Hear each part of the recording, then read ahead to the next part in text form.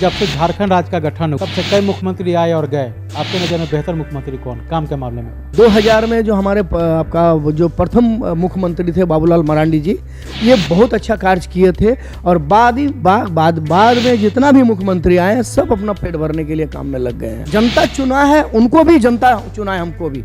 इसलिए ये सबको बराबर के नज़र से सरकार को देखना चाहिए, न कि अनदेखा नहीं करना चाहिए। ये मैं सरकार से मांग करता हूँ। झारखंड सरकार आई और इन्होंने अपना मैनिफेस्टो में रखा था कि जैसे मैं सरकार में आऊँगा 1932 खतियान लागू करूँगा और प्रत्येक साल 5 लाख लोगों को मैं रोजगार दूंगा। इसके बारे में क्या कहते? देखिए, ये जो सरकार जो आई और जो 1932 का जो मैनिफेस्टो में जो रखे थे कि हम 1932 का खतियान लागू करेंगे और अभी तक वो नहीं किए हैं, उसको जनता के सामने में दिग्भ्रमित करके वोट ना लें। अगर आप इस तरह से बरगलाइएगा, बुड़बक बनाइएगा जनता को, तो 5 साल के बाद फिर जनता को उखाड़ के फेंक देगी। नमस्कार, मैं हूं संजीव कुमार और आप देख रहे हैं वेब समाचार। पूरे झारखंड में पंचायत चुनाव की सरगर्मी जैसी समाप्त होती है, नगर निगम नगर परिषद चुनाव को लेकर निर्वाचन आयोग एक्टिव हो जाते हैं। आपको बता दें कि झारखंड में 14 जिले ऐसे हैं जहाँ पर नगर निकाय नगर परिषद का चुनाव होना है, जिनका कार्यकाल 2020 में समाप्त हो चुका है। वहीं कई जिले ऐसे हैं जहां पे पार्षदों का कार्यकाल 2023 में समाप्त होगा। सरकार अभी इस पर विचार कर रही है, मंथन कर रही है कि दोनों का चुनाव साथ में कराया जाए या अलग अलग कराया जाए। हालांकि जो संकेत आ रहे हैं, बरसात के बाद कभी भी आदर्श आचार संहिता लागू हो सकता है, यानी पंचायत चुनाव के बाद।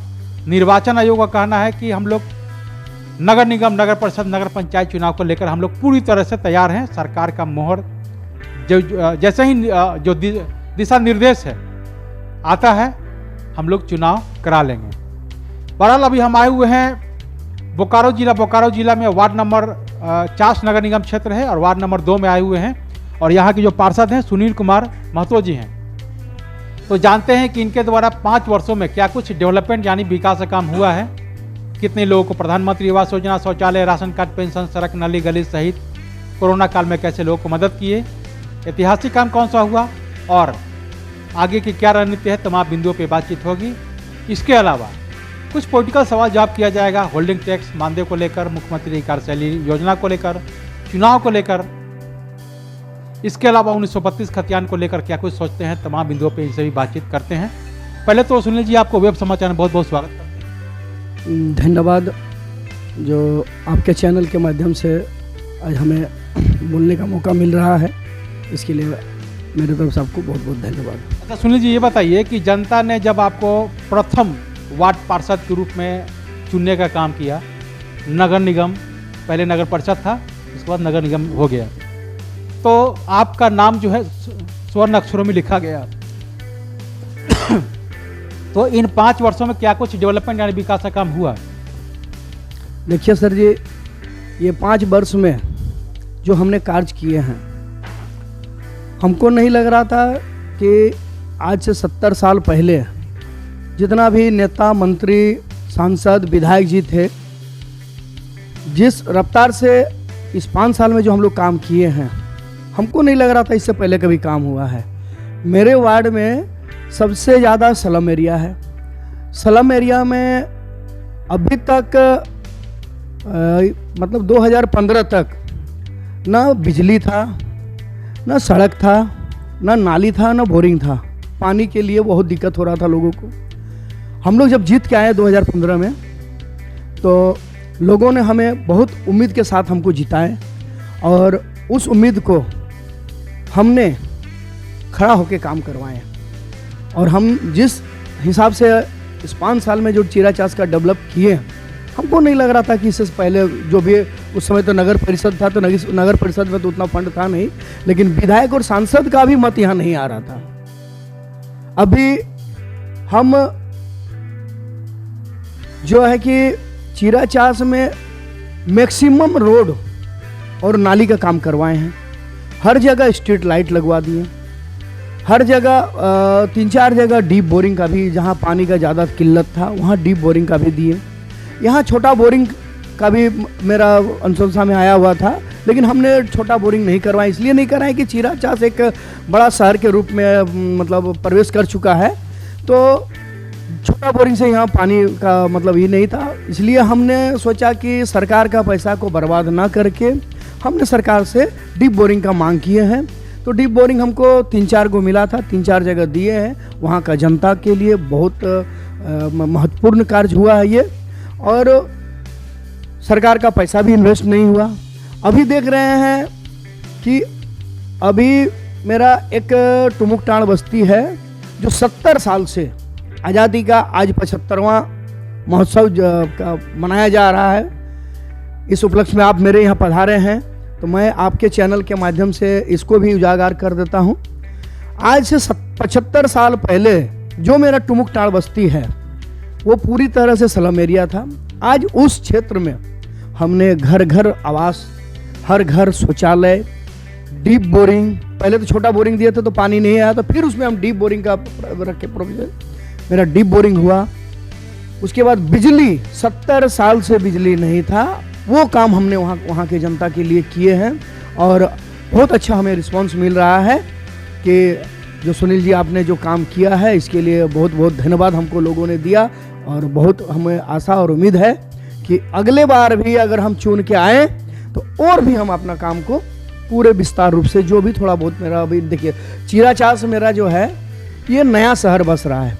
हमको लग रहा है ये झारखंड और बोकारो, जैसे बोकारो मेरा जिला है तो हमें लग रहा है कि बोकारो जिला का भी जो जैसे एक जिला बनता है ना, जैसे बोकारो अगर जो राज्य मेरा हो जाएगा तो मेरा चीराचास जिला हो जाएगा, बोकारो का राजधानी हो जाएगा आपका चीराचास। उस रफ्तार से मेरा चीराचास डेवलप कर रहा है। तो अभी थोड़ा सा समय लगेगा, 8-10 साल, तो हमें नहीं लग रहा है कि इस तरह का और कार्य होगा। और जिस तरह से हम लोग अभी कर रहे हैं वो हम लोग 5 साल में बहुत अच्छा काम किए। प्रधानमंत्री आवास योजना के द्वारा करीब करीब कितने लोगों को आवास दिलवाए? शौचालय, राशन कार्ड और पेंशन? हमने प्रधानमंत्री आवास कम से कम 200 से 250 आदमी का हम बनवाए, और इससे पहले आपका राजीव आवास चल रहा था जो बहुत दिनों से ब्रेक, मतलब मोटा मोटी हमको लग रहा है 8-10 साल से ब्रेक था, उसको भी मैंने चालू करा के कम से कम 400 लोगों को राजीव आवास भी हमने मुहैया कराया। जो आपका जुडको कंपनी ने लिया था, हमने उनको प्रेशराइज दे के और सब का घर को बनवा के सबको गृह प्रवेश भी करा दिए। प्रधानमंत्री आवास भी बना के हमने 250 से 300 आदमी को 250 का प्रधानमंत्री आवास भी दिए। और रही सवाल आपका राशन कार्ड का, तो राशन का पीएच कार्ड हमने कम से कम, जो आपका पीएच लाल कार्ड होता है वो कार्ड हमने 500 बनवाए, और अंत्योदय कार्ड जो पीला कार्ड जो गरीबी रेखा में आते हैं, मतलब अत्यंत गरीब, वो कार्ड मोटा मोटी 300 हमने बनवाए। और बाकी हमारे वार्ड में जो संपूर्ण परिवार लोगों में से है उनका हमने 750 कार्ड वाइट कार्ड बनवाया। अभी तक हमने इतना बनवाए हैं अभी, और मेरा कार्ड अभी चल ही रहा है। पेंशन का भी जो ग्रीन कार्ड जो बन रहा है, वृद्धा पेंशन हमने करीब करीब 50-60 आदमी का दिलाए हैं। उस तरह का विधवा पेंशन जो भी मेरे यहाँ विधवा हुआ है, तो हम बहुत का लग रहा है कि मतलब योग्यता नहीं है इसलिए उन लोगों ने नहीं कराया है, लेकिन फिर भी 40-50 आदमी का हमने वृद्धा पेंशन कराया। उसके बाद हमने आपका क्या कहते हैं प्रधानमंत्री उज्ज्वला योजना, बहुत हमको लग रहा है 250-300 आदमी 500 आदमी के आसपास में हमने उन लोगों को उज्ज्वला योजना का भी, अपने गैस सिलेंडर का भी वितरण कराएं। और बहुत देखिए अभी क्या हो गया था कि मतलब फॉरवर्ड और बैकवर्ड में आ गया था, तो बहुत ऐसा हमारा वार्ड में जो है फॉरवर्ड है, जैसे ब्राह्मण हो गया, राजपूत हो गया, भूमिहार हो गया और अदर कास्ट हो गए, उन लोग में भी विधवा पे क्या कहते हैं उज्ज्वला योजना, गरीबी रेखा में बहुत आदमी है, लेकिन उन लोगों को नहीं मिलने के कारण अभी वो लोग वंचित हैं। हम सरकार से मतलब रिक्वेस्ट किए हैं कि हमारे क्षेत्र में इस तरह का लोग हैं, उन लोगों को भी उज्ज्वला योजना दिया जाए। जी बताइए कि कोरोना काल में आपने कैसे लोगों को मदद? कोरोना काल में हमने जो नगर निगम से 10-10 किलो का 2 बार मिला चावल, 10 आदमी का 20 आदमी के लिए दिया, लेकिन हमने बताया उनको तो मेरे बात को रखा नहीं गया। हम बोले हमारा वार्ड बहुत स्लम एरिया है, इसमें बहुत ही गरीब आदमी है, यहाँ पर आपको ज़्यादा हमको करना चाहिए।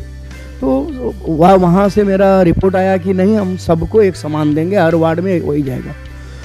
जब वहाँ से हमको 10-10 किलो का ही 20-20 आदमी के लिए मिला, तो हमने वो हम अपने से वितरण नहीं किए, वो लोग दे दिए थे। आपका क्या कहते हैं, जो आपका जो है आपका दुकान, राशन दुकान, जो सरकारी दुकान है, वहाँ पर दे दिए थे। तो हम वहीं पर जाके वितरण कर दिए जो जो लायक थे। और अपने फंड से हमने कम से कम 25 से 30 क्विंटल चावल, दाल, हरा सब्जी, आलू, सोयाबीन, ये सब हम अपने फंड से अपने क्षेत्र में कोरोना काल में लोगों को मदद किए हैं। हाँ जी, बताइए कि इस वार्ड की सबसे बड़ी समस्या क्या है? इस वार्ड की समस्या अभी का तत्काल में अभी जो समस्या, सबसे बड़ी समस्या है कचरा उठाओ।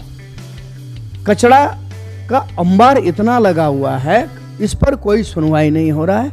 जो अभी हमारे नगर निगम में जो एनजीओ के माध्यम से जो कचरा उठाव हो रहा है, ये सरासर मतलब क्या कहते हैं, केवल खाना पूर्ति किया जा रहा है, ना कचरा उठ कहीं से ढंग से नहीं उठ रहा है। इसलिए हमें बहुत दिक्कत होता है। हमें हर जगह से, मेरे वार्ड एक क्या कहते हैं, एक डेवलपमेंट वार्ड है, यहाँ हर अपार्टमेंट है, गंदगी इतना वहाँ पर है, तो हमें हमेशा फ़ोन आता है। तो हम लोगों को समझाते हैं कि धीरे धीरे आप लोगों का काम होगा, और मतलब जिस तरह से होना चाहिए वो नहीं हो रहा है। आज से 3-4 साल पहले जब हम लोग अपना कस्टडी में जो कचरा उठाव का काम नगर निगम खुद कर रही थी, और हम लोगों के माध्यम से जो उठाव हो रहा था, कहीं पर एक भी पब्लिक नाखुश नहीं थे, सब खुश थे। अभी जब से हम लोग का कार्यकाल खत्म हो गया है, अफसरशाही आ गया है, तब से सब कोई नाखुश है यहाँ। जी, बताइए कि अगर जनता का प्यार स्नेह लगातार आपके ऊपर अगर बरकरार रहता है, तो इस वार्ड को मॉडर्न ऐतिहासिक आदर्श बनाने के साथ साथ स्मार्ट वार्ड के रूप में डेवलपमेंट के लिए क्या कुछ आपने सोचा है? रोड मैप क्या होगा? देखिए, अगर जनता अगर दोबारा हमको चाहती है, अगर काम हम किए हैं, तो हमें लगता है कि जनता हमें चाहेगी। ऐसा नहीं है, हम जो काम करके दिए हैं, जो 5 साल में करके दिए हैं, और इस बार अगर जनता चाही तो मैं इस क्षेत्र को, इससे पहले तो हमको चुनाव चिन्ह मिला था दुल्हन क्या कहते हैं, डोली छाप। तो डोली छाप जो हमको मिला था, तो हमने जनता से वादा किए थे कि जिस तरह हमको डोली छाप मिला है, हम अपने वार्ड को दुल्हन की तरह सजा के रखेंगे। और हमने 5 साल एकदम दुल्हन की तरह सजा के रखे।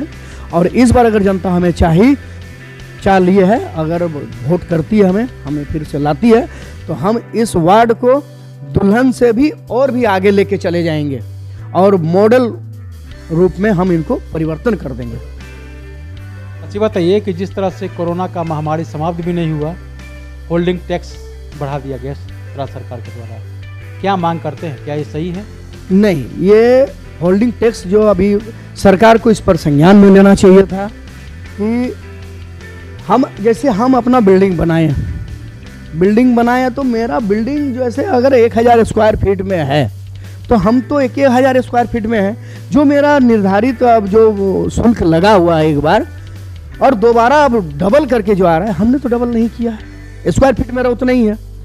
इसलिए मैं सरकार से दरख्वास्त करूंगा, रिक्वेस्ट करूंगा, प्रार्थना करते हैं कि इस होल्डिंग टैक्स को माफ़ कर दिया जाए, और जितना जैसे पहले सुचारू रूप से लग रहा था वहीं पर रहने दिया जाए, ताकि जनता की तकलीफ ना हो, परेशानी ना हो। केवल यहाँ सीनियर सिटीजन लोग रहते हैं, सब रिटायरमेंट है।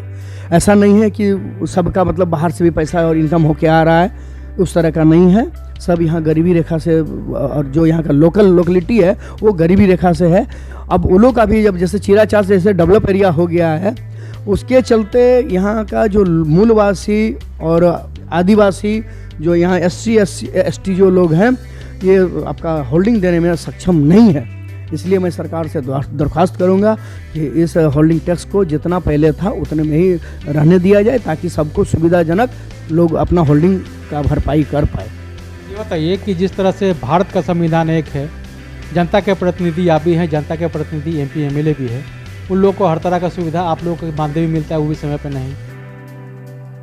देखिए, इसको लेकर क्या मांग करते हैं? देखिए, इसके लेके हम सरकार से, केंद्र सरकार से, राज्य सरकार से मैं मांग करता हूँ कि अगर MLA MP का अगर पेंशन है, वो भी जनता का चुना हुआ प्रतिनिधि हैं, यहाँ जैसे हम लोग वार्ड पार्षद हो गए, मेयर हो गया, डिप्टी मेयर हो गया, वार्ड सदस्य हो गए, मुखिया हो गया, सरपंच हो गया, जिला परिषद हो गया, ये प्रमुख हो गए, ये लोग सारा चीज़ जो हम लोग अभी नीचे स्तर पर हैं, हम लोग भी जनता का ही चुना हुआ आदमी है, ना कि हम लोग अपने मन से बन गए हैं।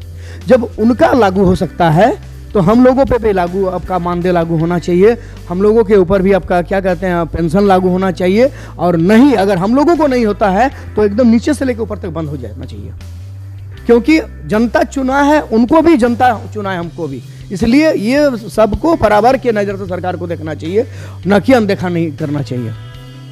ये मैं सरकार से मांग करता हूँ। जी बताइए कि झारखंड सरकार आई और इन्होंने अपना मैनिफेस्टो में रखा था कि जैसे मैं सरकार में आऊँगा 1932 खतियान लागू करूँगा और प्रत्येक साल 5 लाख लोगों को मैं रोजगार दूंगा।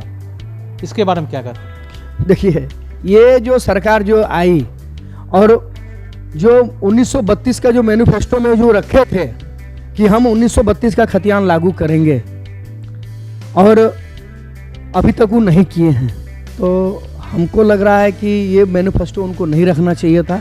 जो चीज़ आप नहीं कर पाइएगा उसको जनता के सामने में दिग्भ्रमित करके वोट ना लें, क्योंकि जनता इस पर बहुत दुखी होती है। अपना आपको 5 साल के लिए चुनाव में लाए हैं, अगर आप इस तरह से बरगलाइएगा, बुड़बक बनाइएगा जनता को, तो 5 साल के बाद फिर जनता को उखाड़ के फेंक देगी, आप कहीं का नहीं रहिएगा। इसलिए अभी भी आपके सामने 2.5 साल समय है। 2.5 साल समय रहते ही अगर आप अपना पैर को अगर संभाल लेते हैं बढ़िया से, इर्द गिर्द के चक्कर में ना रहें, तो हमें लगता है कि फिर से ये सरकार आएगी, और नहीं तो कहाँ जाएगी इसका कोई पता नहीं चलेगा। ये बताइए कि जब से झारखंड राज्य का गठन हुआ तब से कई मुख्यमंत्री आए और गए, आपके नज़र में बेहतर मुख्यमंत्री कौन काम के मामले में? देखिए, काम के मामले में जो हमारे 2000 में जो हमारे आपका जो प्रथम मुख्यमंत्री थे बाबूलाल मरांडी जी, ये बहुत अच्छा कार्य किए थे, और बाद में जितना भी मुख्यमंत्री आए सब अपना पेट भरने के लिए काम में लग गए हैं। कोई मतलब जनता का कोई मतलब काम से कोई ही नहीं है, अपना अपना सब कोई देखते हैं। इसलिए हम बाबूलाल जी के कार्यकाल से बहुत संतुष्ट थे। तो आपने सुना कि जिस तरह से वार्ड पार्षद हैं, वार्ड नंबर 2 के हैं, चास नगर निगम क्षेत्र के सुनील कुमार महतो जी, इन्होंने क्या कुछ कहा वार्ड के डेवलपमेंट को लेकर, विकास को लेकर, आगे की क्या रणनीति है, तमाम बिंदुओं पे इन्होंने अपना पक्ष रखा है, और आगे की क्या रणनीति है तमाम बिंदुओं पे इन्होंने अपना विभाग रूप से अपना पक्ष रखने का काम किया है। तो चलते हैं दूसरे पार्षद के पास, उनसे जानते हैं कि उनके द्वारा क्या कुछ डेवलपमेंट यानी विकास का काम किया गया है, और आगे की क्या रणनीति है, तमाम बिंदुओं पर उनसे भी बातचीत होगी। अपने वेब समाचार में समय दिया, इसके लिए बहुत बहुत धन्यवाद। धन्यवाद सर। अगर आपने हमारे चैनल को अब तक सब्सक्राइब नहीं किया है तो सब्सक्राइब कर ले, बेल आइकन भी दबाएं ताकि हर छोटी बड़ी खबरों से रूबरू हो सके। बहुत बहुत शुक्रिया।